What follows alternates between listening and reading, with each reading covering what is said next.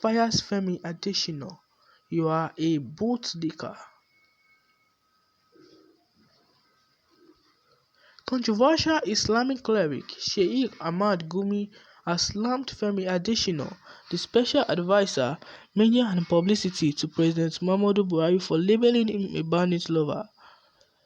According to Gumi, my mission has not failed, but it was sabotaged or discouraged by the same influential people that benefit from the chaos. Gumi expressed his thoughts via his known Facebook page on Thursday morning. This is what he has said: "War has never been a solution anywhere, anytime. You are a bootlicker that called me a bandit lover. I am not one, but my country lover, my region lover, my state lover, my people lover, and humanity lover.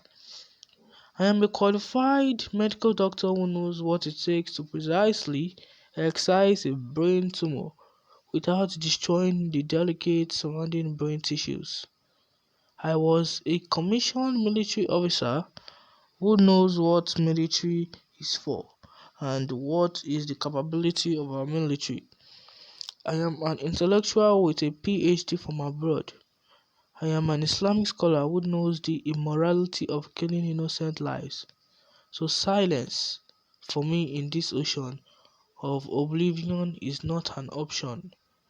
Only a fool would allow his dwelling to be theatre of war. Unfortunately, how many fools are there?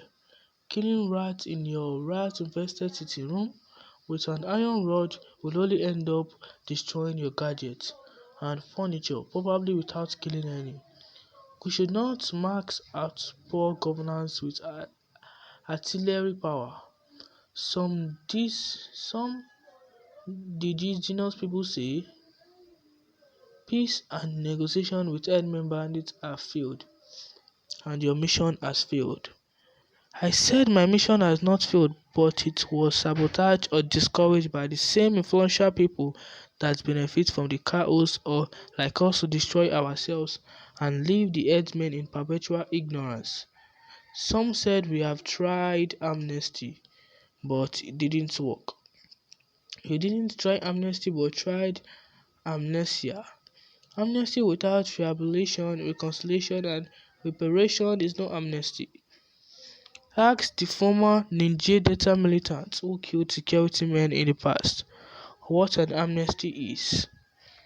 What stops us from having a federal ministry of nomadic affairs where their grievances and complaints will be addressed? All the bandit leaders we saw complained of how some reported ones were picked and extrajudicially killed after the surrender of their weapons. Without their trust of very unjust system all Nigerians complain of, which they took arms to fight, peace and negotiations with them will not work. This brings our role of mediation. They know as religious men we will not deceive them, and they came out in troops to meet us. To our astonishment, it is the same unjust system that turns round to betray our peace mission. Some of the press for giving a negative narrative, whom I also term criminals in purpose. Some of the politicians who I see as urban bandits, who out of their sheer mismanagement of our mere growing resources and misplacement of priority cause the death and infirmity of more people than the bandits affect. Of recent, how many Nigerians die of cholera, a waterborne disease, because of lack of simple clean water to drink, or typhoid, malaria and malnutrition? A nation with a maternal mortality rate of almost 500,000 annum because of the lack of adequate maternal health facilities and qualified staff. A country where its highly prized medical personnel is looking for a window to escape the inferno. Such a country, please. By the way, what you may not hear is that these bandits over the years have developed escape routes from aerial bombardment. They told us you can only kill our women and children with your attacks.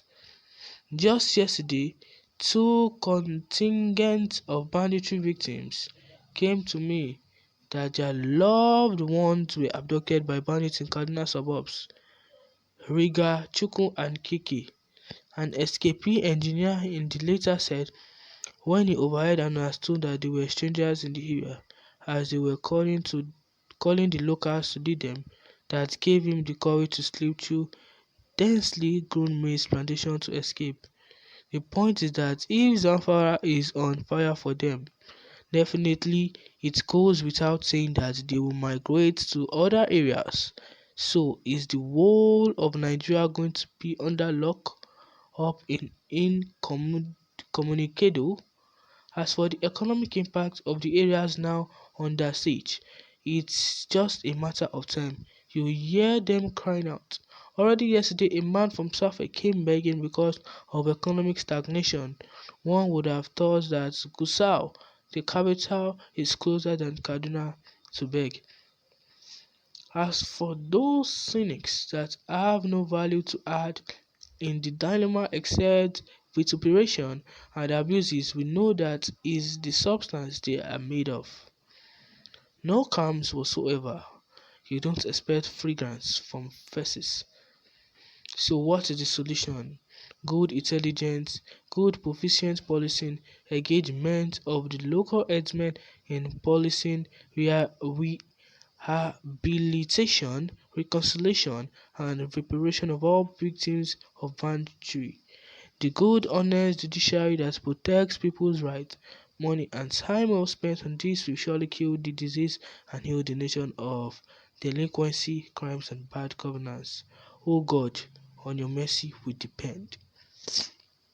Well, guys, we've heard what Sheik Gumi has said, replying Buhari's spokesman, calling him a bootlicker, and he explained how to solve the issue of banditry in Nigeria. I have picked the points from it, and he said he's a medical doctor, he studied PhD, and I could see it in him that what he has said is some of it were true, some of what he has said is true at the ending part. But will this is this going to work?